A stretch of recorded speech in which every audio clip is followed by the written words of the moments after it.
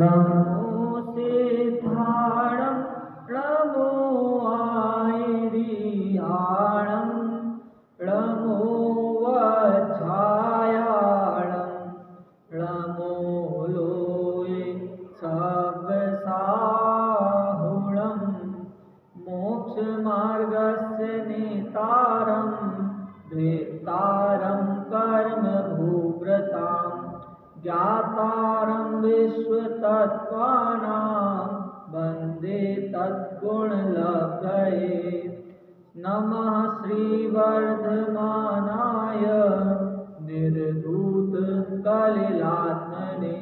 सालोकानां त्रिलोकानां यद्विद्यादर्पणाय ते देशयामि समीचीनं धर्मं कर्म निवर्हणं संसारदुःखतः सत्त्वान् यो धरत्युत्तमे सुखे सद्दृष्टिज्ञानवृत्तानि धर्मं स्वरः विदु यदीयप्रत्यनीकानि भवन्ति भवपद्धति आप्तागं तपोव्रतां त्रिमूढापूढमष्टाङ्गं सम्यक् दर्शनमस्मयम् आप्तेनुच्छिन्नदोषेण सर्वज्ञेनागमेशिना भवितव्यं नियोगेन नान्यताप्तता भवेत् क्षुत्पिपासा जरातङ्क जन्मान्तकभयस्मयाः न रागद्वेषमोहाश्च यस्याप्तः स कर्मेष्टि परमज्योति विरागो विमलः प्रति सर्वज्ञानादिमध्यान्तः सार्वः शास्त्रोपलाल्यते ज्ञानात्मार्थं विना रागै शास्ता शास्ति सतो हितं ध्वनन् शिल्पे करस्पर्शान् मूर्जः किमपेक्षते आप्तोपज्ञमनुल्लङ्घ्य मद्दृष्टेष्टविरोधकं तत्त्वोपदेशकृत्सार्वं शास्त्रं कावद्घट्टनं विषयाशावशातीतो निरारम्भो परिग्रह ज्ञानध्यानतपोरक्तः तपस्वी स प्रशस्यते इदमेवेश्रसंशैव तत्त्वं नान्यचान्यथा नित्यकम्पायसाम्भोवत् सन्मार्गे संशयः रुचिः कर्मपरवशे शान्ते दुःखैरन्तरितोदये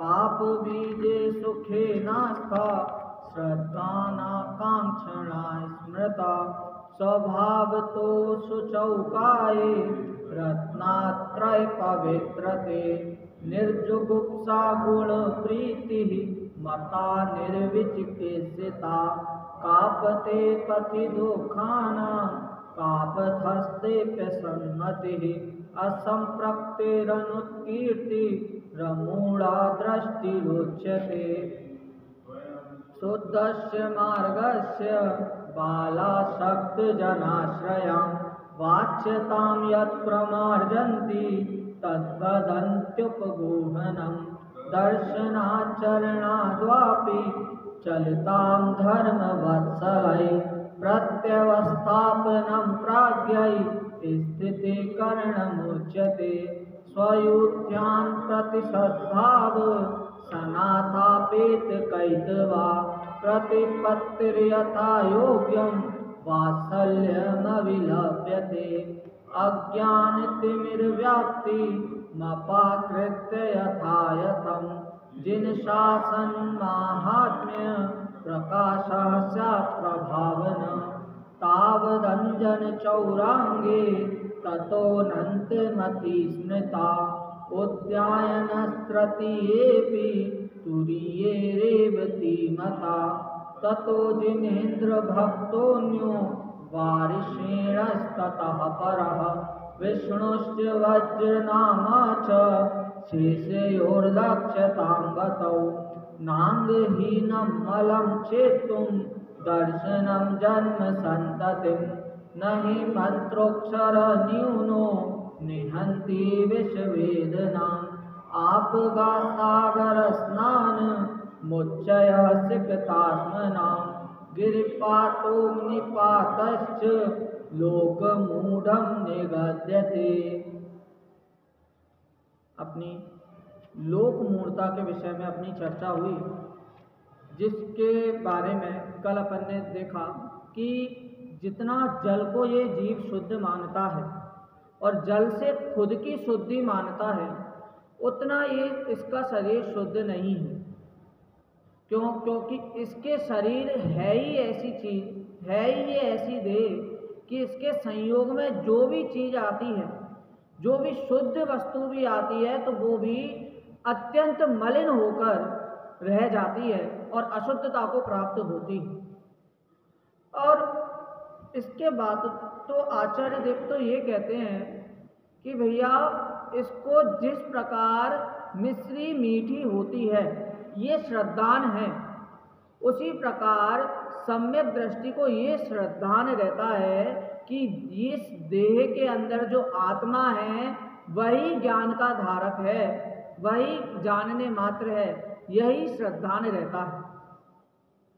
अब अपनी चर्चा शौच के वर्णन पर होगी।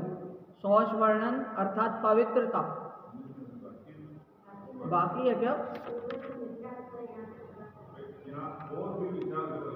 अच्छा, यहाँ से अभी बाकी है क्या? हाँ, और भी विचार करो। अच्छा, जल की वो मलिनता रह गई है अपनी। अपन ने अभी तो यहाँ तक तो पढ़ लिया, देह अपवित्र है, उससे जल अपवित्र होता है, पर अब जल भी कितना अपवित्र है ये पढ़ना है अपन को। पेज नंबर 38 और भी विचार करो, तीसरा पैराग्राफ या दूसरा पैराग्राफ।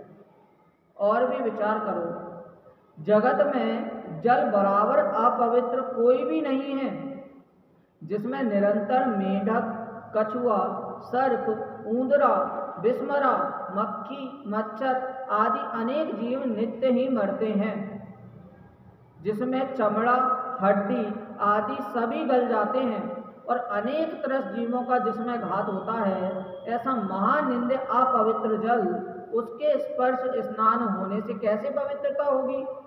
गंगादि नदियों में करोड़ों मनुष्यों के मलमूत्र, रक्त, मांस, कीचड़ तथा मृतक मनुष्य त्रियंचों के कलेवर घुलते रहते हैं। उस गंगा का जल कैसे पवित्र करेगा? जल का सूतक तो कभी मिटता ही नहीं है। क्या कहते हैं कि भैया जल, ये उस समय का लिखा हुआ ग्रंथ है। पहले नल वगैरह ये सब चीज़ें नहीं होती थी, तो कुआं, नदी आदि ये सब चीज़ें होती थी। तो जब उससे सामान लाते थे, उससे पानी लाते थे, तो जल आदि में ये मेढक आदि प्रत्यक्ष रूप से देखने में आते थे। और अब तो जब से ज़्यादा टेक्नोलॉजी बढ़ गई है, तब से अपन देखते हैं कि भैया प्योरीफाइंग आ गए हैं, ये सब चीज़ें आ गई हैं। और अब किसके जल को वो किया जाता है कन्वर्ट? अब तो गटर के जलों को भी कन्वर्ट किया जाता है। किस लिए? पीने के लिए। बताओ, तो वो जिस जल से यह पवित्रता मानता है गंगा आदि के जलों से, और उसी गंगा आदि में इतनी सारी मलिनता पाई जाती है, और वो मलिन होकर खुद किसी को पवित्र गंगा कैसे कर सकती है? ऐसा कहते हैं। जल से तो शरीर को बाहर लगा हुआ मैल धुलकर दूर हो जाता है, जिससे मन की ग्लानि मिट जाती है। जल से पवित्र होना मानना तथा स्नान में धर्म मानना तो मिथ्या दर्शन है। क्या मिथ्या दर्शन? क्यों? क्योंकि भैया जी जल से पवित्रता मानता है, और मिथ्या दर्शन क्यों कहा? दो, मिथ्या दर्शन और मिथ्या चारित्र दोनों अलग बात। अगर ये मिथ्या दर्शन कर रहा है, मतलब मोहनीय के दो भेद हैं। कौन से? दर्शन मोहनीय और चारित्र मोहनीय। तो ये मिथ्या दर्शन आया दर्शन मोहनीय के अंतर्गत, और दर्शन है तो मतलब श्रद्धा का विषय है, और श्रद्धा के विषय में मिथ्यात्व उत्पन्न हो रहा है। इस कारण तो अभी अपन यहाँ बैठे हैं, और उसमें भी दर्शन मोहनीय है, ऐसा दुख हो रहा है, तो पक्का वो मिथ्यात्व का ही दुख है। कहते हैं ना, अपनी चर्चा हुई थी कि चारित्र मोहनीय रूप जो दुख हो रहा है वो सोने के समान है।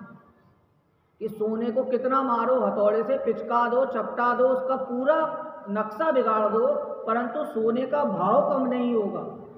पता है अपन को दुख तो होगा उस समय, कड़ा अपना पिचक गया, हाँ हार अपना टूट गया, ये सब दुख तो होगा, परंतु वो दुख होगा चारित्र मोहनीय का दुख।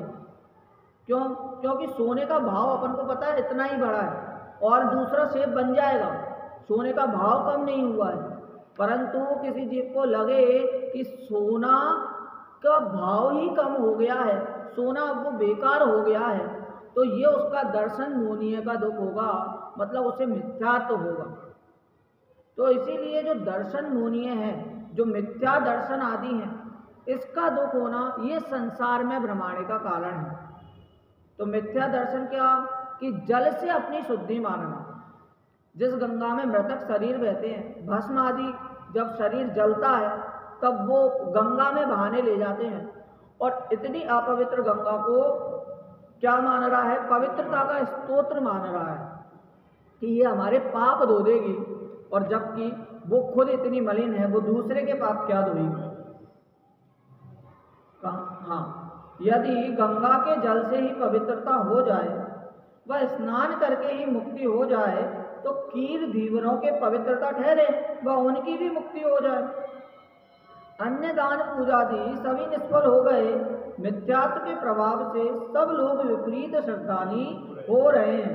कितनी लॉजिकली सारी बातें कही हैं कि भैया वो मछली हैं, कछुए हैं, ये पानी के जो कीड़े हैं वो तो पानी में हमेशा रहते हैं, तो आपसे ज़्यादा पवित्रता तो हाँ उन कीड़ों में।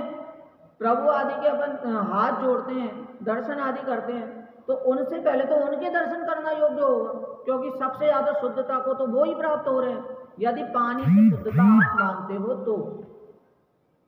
जो 8 प्रकार की लौकिक शुचि कही है, वह तो व्यवहार, आचार, कुलाचार को ही उज्जवल करने में समर्थ है, परंतु शरीर को पवित्र नहीं कर सकती है। श्री राजवार्तिक जी में अशुचि भावना में कहा भी है कि ये तो मन में आप स्वयं में ग्लानि मान रखी है, जो इस संकल्प से दूर कर लेता है कि मैंने तो स्नान कर लिया। क्या? ये तो फिर से पढ़ते हैं, ये राजवार्तिक का फिर से एक बार ध्यान से। हाँ, श्री राजवार्तिक शास्त्र है। श्री राजवार्तिक शास्त्र में क्या कहा? शुचि भावना में, ये तो मन में आप स्वयं ने ग्लानि मान रखी है, तो इस संकल्प से दूर कर लेता है कि मैंने तो स्नान कर लिया है। भैया ये मन में ग्लानि है, अपने मन में अपवित्रता है, जब वो अपवित्रता जब वो नसेगी तब अपनी संपूर्ण पवित्रता प्रकट होगी। हाँ, देखा जब अपने अंतर में कुछ और नहीं भगवान हूँ मैं। आदरणीय सुमत प्रकाश जी भाई साहब, बाल ब्रह्मचारी सुमत प्रकाश जी भाई साहब, ये भक्ति हमेशा उनके ज़्यादातर प्रवचन में ये भक्ति बोलते हैं। क्यों? उनकी प्रिय पंक्ति है, क्योंकि भैया ये पंक्ति क्या बताती है कि अंतर में देखना है, द्रव्य दृष्टि बताती है, और ये जीव मानता है कि भाय में शुद्धता प्रकट होगी, पवित्रता प्रकट होगी, तो वो पवित्रता उसे मिलती तो है नहीं, उल्टा अधिक अपवित्रता ज़्यादा मिल जाती है। इसी प्रकार यहाँ पर राजवार्तिक में कहते हैं कि मान्यता में इसकी क्या है? अपवित्रता है। ये इसने मान रखा है कि स्नान आदि से पवित्रता होती है, परंतु बात ये सत्य नहीं है। अब आगे जब अपन अभी पवित्रता का अभी अपन पढ़ेंगे, पवित्रता शौच का वर्णन पढ़ेंगे, तो उसमें ये देखेंगे कि भैया जब इसने मन में मान रखा है जीव ने कि भैया पवित्रता ऐसी ही है, पवित्रता नहीं करें, अपन शरीर से तो कैसे भी रहें, ज्ञान वगैरह करें, नहाए ना दिन भर, तो उसके लिए बताते हैं कि भैया ये कितना जरूरी है। व्यवहार भी बहुत जरूरी है, क्योंकि व्यवहारिक पवित्रता से ही अपन निश्चय पवित्रता को धारण कर पाएंगे, शुद्धि बनी रहेगी। इस प्रकार इसमें बताएंगे शौच अपन ने क्या माने रखा है, आगे अपन शौच का वर्णन पढ़ते हैं। तो शौच के लिए संसार में मात्र एक ही चीज मान रखी है कि स्नान कर लिया और अपन पवित्र हो गए, नहा लिया तो पवित्र हो गए। इस प्रकार 8 प्रकार की शौचता के बारे में इसमें चर्चा की है। पढ़ते हैं। शुचिपना 2 प्रकार का है, एक लौकिक, दूसरा लोकोत्तर, जिसे अलौकिक भी कहते हैं। लौकिक कौन सा, कि जो अपन स्नान आदि करते हैं वो लौकिक। अलौकिक और लोकोत्तर किसे कहते हैं, जो आत्मा की शुद्धता है वो अलौकिक और लोकोत्तर कहलाती है। ये बात तो बालबोध पाठमाला भाग 1 में भी आती है, दिनचर्या का जो पाठ है, कि आत्मा की शुद्धि के लिए 9 बार नमोकार मंत्र पढ़ना ये जरूरी है। तन की शुद्धि तो अपनी हो जाती है, परंतु मन की शुद्धि कैसे हो, तो मन की शुद्धि इन सब पूजा पाठ आदि से होती है, तो वो भी बहुत जरूरी है। और उससे भी ज़्यादा ऊपर लेवल करें तो भैया ये जो है आत्मा की शुद्धता कैसे हो, कि पूजा पाठ आदि से भी रहित होना, वही आत्मा की शुद्धता है। अरे अपन तो बहुत नॉर्मल ये सब चीज़ें देख रहे हैं।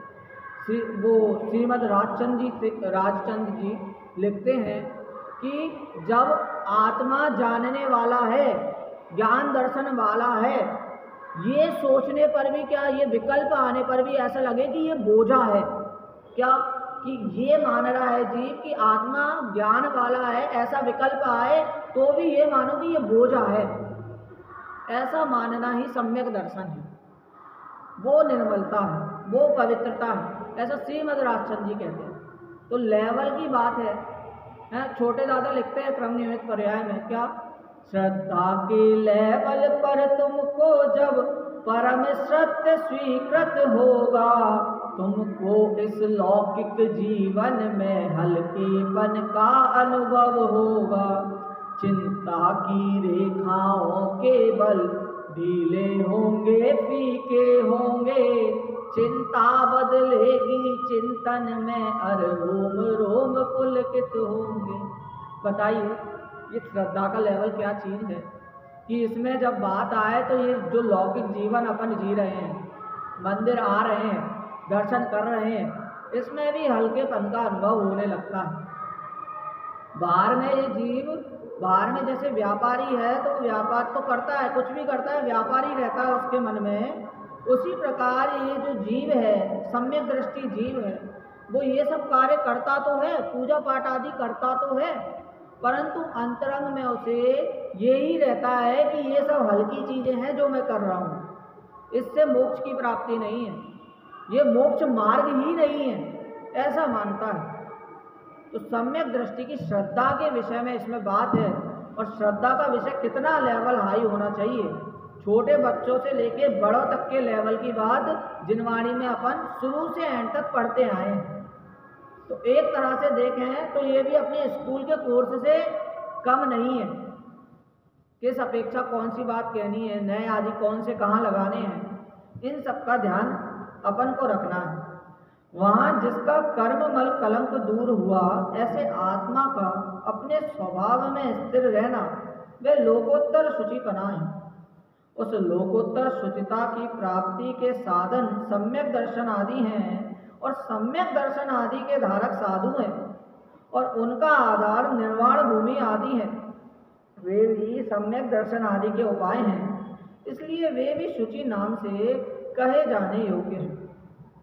यहाँ तो निर्वाण भूमि को शुचि नाम से कह दिया, क्या कि भैया सम्यक दर्शन जरूरी है। और सम्यक दर्शन कैसे, सम्यक दर्शन साधुओं को है, और साधुओं को ये कैसे प्राप्त है, तो इनका क्या आधार है, ये निर्वाण भूमि जो अपनी है, सम्यक शिखर जी हो गए, गिरनार जी हो गए, पावापुर जी हो गए, तो उसमें तो बोल रहे इसमें निर्वाण भूमि बोध अवश्य दिया, परंतु वहीं जाते रहना, उसी में धर्म मानना, तीर्थ में ही धर्म मानना। तीर्थ कर लो पुण्य कमा लो, प्रभु के गुण गारो। हाँ, तो वहाँ पर तीर्थ करने में इन्हीं में अपने उलझ जाना, तो वो सही बात नहीं है।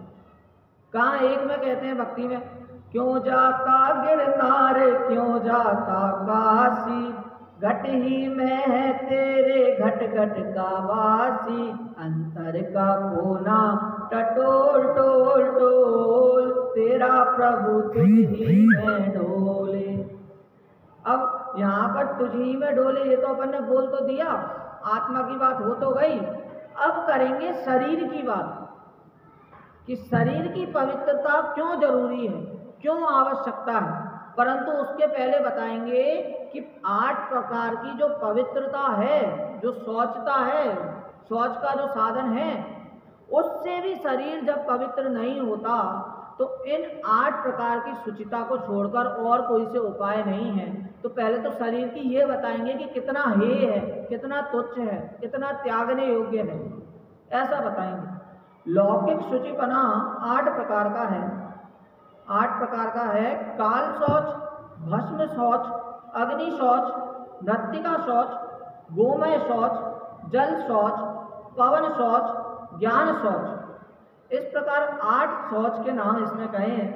क्या? काल मतलब समय से उसकी पवित्रता हो जाती है। आगे अपन पढ़ते हैं। ये 8 शौच शुद्धियां शरीर को पवित्र करने में समर्थ नहीं है। लौकिक जनों द्वारा व्यवहार की इस शौच के छोड़ देने से बड़ा अनर्थ हो जाएगा। वाह! हीन आचरण की ग्लानि नहीं रह जाएगी, सभी एक जैसे हो जाएंगे, तब परमार्थ भी नष्ट हो जाएगा। इसलिए लोग अनादिकाल से ही बाह्य शुचिता को अपनाकर मन की ग्लानि मिटा लेते हैं। देखिए, बोलना तो नहीं चाहिए, बोलने में अच्छा भी नहीं लगता, परंतु ये जीव बाह्य में शौचता को धारण ना करे, व्यवहार शौचता को भूल जाए, तो ये जीव हीन जाति और उच्च जाति का कुछ वो नहीं रह जाएगा, सब एक बराबर हो जाएंगे। और जबकि जिनवाणी में लिखा है कि हीन जाति वाले मोक्ष जाने के पात्र नहीं होते, क्योंकि उनकी प्रवृत्ति ही ऐसी रहती है, विचारधारा ही ऐसी रहती है। तो इसीलिए हीन जाति और उच्च जाति में कोई भी तालमेल नहीं रह जाएगा, कोई भी उच्च नीच का काम नहीं रह जाएगा। कहाँ अपन देखो, मैं आज यही बात कर रहा था ऊपर कि कहाँ ये बच्चों की थोड़ी अनुमोदना अपन को करनी चाहिए जो यहाँ पे प्रयास में रह रहे हैं। इनसे बाहर के बच्चे देखो, ठंड के टाइम भैया 3-3, 4-4 दिन नहीं नहाते, और ये डेली नहाकर शुद्धता से यहाँ पर प्रक्षाल करने आ रहे हैं। तो इनकी अनुमोदना करना यही अपने लिए बहुत अच्छी बात है। कुछ नहीं कह रहे, वो बच्चे भी मेरे से यही कह रहे हैं क्या कि भैया एक बार कोई अनुमोदना कर दे, पापा हमारे खुश हो जाते हैं, मम्मी खुश हो जाती हैं ये देख के कि बच्चा धर्म कर रहा है। तो उससे बड़ी बात तो हमें और कुछ नहीं चाहिए। जितना व्यक्ति भोजन से नहीं जीता, उतना मान और सम्मान से जीता है, ये तो बात अवश्य है। इसलिए इसमें भी कह रहे हैं कि बाह्य जो शुचिता है उसको भी पालना बहुत जरूरी है। जगत में कितनी ही वस्तुएं तो क्या सिद्धि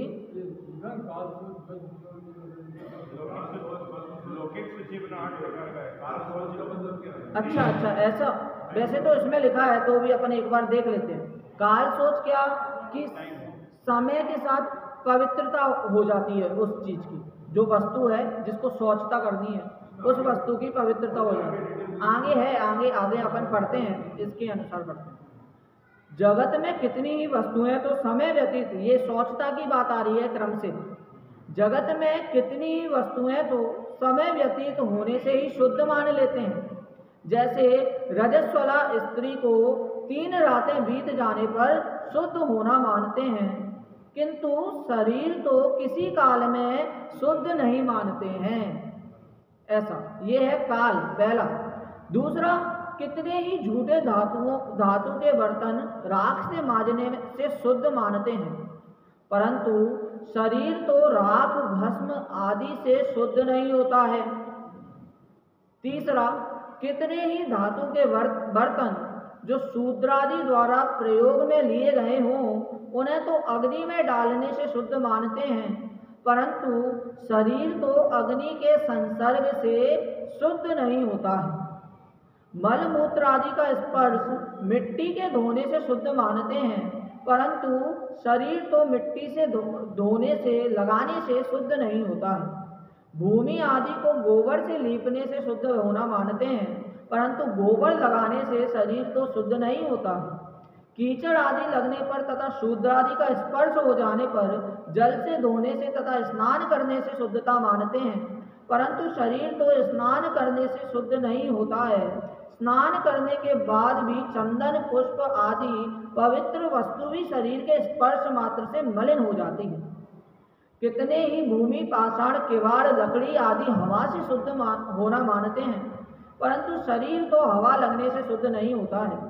कितने ही पदार्थ जिन्हें अपने ज्ञान में अशुद्ध माना ही नहीं है, इसीलिए ज्ञान में शुद्ध मानते हैं, परंतु शरीर में तो शुद्ध बने का ज्ञान में कोई संकल्प ही नहीं कर सकते हैं। इस प्रकार 8 प्रकार की शुचिता का इन्होंने एक एक लाइन में वर्णन कर दिया। समय अनुसार इन सब के अनुसार हर एक चीज को शुद्ध तो मान रहे हैं, परंतु एक बात क्या कॉमन है कि शरीर शुद्ध नहीं हो सकता। 8 प्रकार की शुद्धता है, स्वच्छता है, वो अपनाने से सारी चीजें शुद्ध हो जाए मान लो तुम, परंतु शरीर को शुद्ध मानो ऐसा हो ही नहीं सकता। अरे ये ज्ञान की जो शुद्धता है, अभी कुछ समय पहले पेपर में या किसी चीज में मैंने कहीं सुना था कि वहाँ पर आया कि सबसे शुद्ध वस्तु कौन सी है, तो वहाँ पर लिखते हैं नीचे टेंट के गद्दे। क्यों? क्योंकि भैया उसी पे सो लेते हैं, वो ही हर शादी में काम आ जाते हैं, वहीं पर ही पंडित आके प्रवचन कर देते हैं, वहीं पर ही बच्चे खेलते हैं, वो कभी गंदे नहीं होते। तो इस प्रकार के ज्ञान से तो तुम शुद्धता मान सकते हो, परंतु ज्ञान में ये शरीर जो है वो ज्ञान में भी तुम किसी भी अवस्था में उसको शुद्ध नहीं मान सकते, क्योंकि ये है ही अशुद्ध। जब अपन पानी आदि से नहाकर भी चंदन आदि के बारे में कहा, इतना शुद्ध पदार्थ है चंदन, वो भी जब अशुद्ध हो जाता है शरीर के संयोग से। लेकिन एक वस्तु अशुद्ध नहीं होती, क्या? किंतु रह इस देह में निर्मल रहा जो आत्मा, वह देह है श्रद्धे है ये भी वह आत्मा। हाँ, जो आत्मा है वो शुद्ध रहता है, शरीर शुद्ध नहीं रहता है, ऐसा ज्ञान रहना चाहिए। इसलिए शरीर तो 8 प्रकार की लौकिक शुचियों द्वारा शुद्ध नहीं होता है। लौकिक शौच से परिणामों की ग्लानि मिट जाती है, व्यवहार की उज्ज्वलता देखकर कुल की उच्चता ख्याल में आ जाती है, परंतु वह शरीर को पवित्र नहीं कर सकती है। शरीर तो सब प्रकार से अपवित्र ही है। इस शरीर में रहकर जो आत्मा पराया धन और पराई स्त्री के प्रति चाह रहित और जीव मात्र की विराधना रहित हो जाए, तो हाड़ मास का यह मलिन शरीर भी देवों द्वारा पूज्य महापवित्र हो जाए। क्या कि भैया इसमें बोल रहे हैं देव द्वारा। अरे तीर्थंकर जब उत्पन्न होते हैं, पैदा होते हैं, तो देव आकर जब उनकी वंदना करते हैं, हाँ, उनके ऊपर कलश डोलते हैं, नृत्य करता है, तो वो शरीर कब पूजने योग्य होता है? जब उसके अंदर सम्यक दर्शन होता है। कोई जीव सम्यक दर्शन का पात्र है, उस भव में मोक्ष जाने योग्य उसकी योग्यता है, तब वो उसका शरीर भी पवित्र मान लेते हैं। इसमें भी क्या कह रहे हैं कि शरीर को पवित्र नहीं कर सकती, परंतु कोई जीव मात्र की विराधना रहित हो जाए तो हाड़ मास का यह मलिन शरीर भी देवों द्वारा पूज्य महापवित्र हो जाए। इस शरीर को पवित्र करने का अन्य कोई कारण ही नहीं है। यह कथन दिगंबर वीतराग मुनि श्री पद्मनंदी ने किया है, ऐसा जानना। अब क्या करें, लौकिक में तुम बोल तो रहे हो, अलौकिक की भी बात कर रहे हो, तो इसमें भी सदाशिव दास जी अपने जो पूर्ववर्ती आचार्य हैं उनका उद्धरण दे देते हैं। मोक्ष मार्ग प्रकाशक आदि ग्रंथों में भी अपन को ये देखने मिलता है, जब पंडित टोडरमल जी अपनी बात रख देते थे, उसके बाद वो उद्धरण की सारी झड़ियाँ लगा देते थे। क्या कि भैया इस ग्रंथ में ऐसा कहा, कैसा कहा कि भैया ये त्यागने योग्य है, हे है। उसी प्रकार ये भी कह रहे हैं सदाशिव दास जी, ये जो भी बात मैं कर रहा हूँ अपने मन से बनाकर नहीं कर रहा हूँ। जो भी बात है इसके उद्धरण के स्वरूप उन्होंने लिख दिया कि परमानंदी आचार्य ने ऐसा कहा है। ऐसा मानना, जिसकी निकटता से सुगंधित पुष्पों की माला, चंदन आदि पवित्र पदार्थ भी ना छूने योग्य हो जाते हैं। विष्टा मूत्र आदि से भरा, रस रक्त चाम हाड़ आदि से बना और बहुत ही गंदा दुर्गंधित मलिन समस्त अपवित्रताओं का एक साथ रहने का स्थान, ऐसा यह मनुष्य का शरीर जल से स्नान करने से कैसे शुद्ध होगा। जब आप अपने शरीर की भी उससे शुद्धता मानते हो जल से, तो पूरे शरीर की मानो, माना हमारा आत्मा शुद्ध नहीं हो रहा, परंतु शरीर जब शुद्ध मान रहे हो तो शरीर की शुद्धता ऐसी मानो कि वो शुद्ध रहे पूरे तरीके से। परंतु बोल रहे हैं इसमें जो हाड़ मांस का जो पिंड है वो तो वैसा का वैसा ही रहता है। सुमित प्रकाश जी बोलते हैं कि भैया तुम्हें जो हीरो हीरोइन जब पसंद आ रही हैं कोई, तो उनका भी जब तुम शरीर चमड़ी उखेड़ के देखोगे ना, तो तुम्हारी जैसी है वैसी उनकी है, और उतनी ही तुम्हें देखने में कष्ट होगा जितनी अपनी देखने में कष्ट होता है। ऐसा गंदा शरीर है अंदर से, और सबका एक जैसा है, कोई ना अच्छा है ना कोई बुरा है। आप तो शरीर में भी लगा लो कि सबके शरीर बराबर है, कोई छोटा बड़ा नहीं है, ऐसा लगा लो, सभी मलिन है।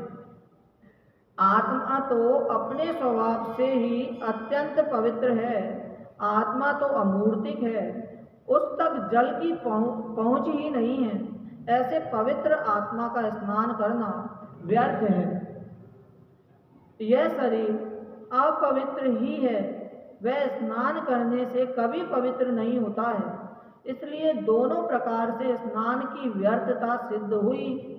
फिर भी जो स्नान करते हैं उनके द्वारा पृथ्वी का है, जल का है आदि व अनेक प्रकार के त्रस्तकाय जीवों का घात होने से वह स्नान पाप बंध का कारण और राग भाव की वृद्धि का ही हेतु हुआ। स्नान करते हैं मतलब कि इस मान्यता से जो स्नान करते हैं, और कहाँ स्नान, गंगा आदि के स्नान की बात कही है। व्यवहार स्नान तो उन्होंने बोल दिया कि ये तो जरूरी है, क्योंकि सब एक बराबर हो जाएंगे तो ये सब पवित्रता किसी काम की नहीं है।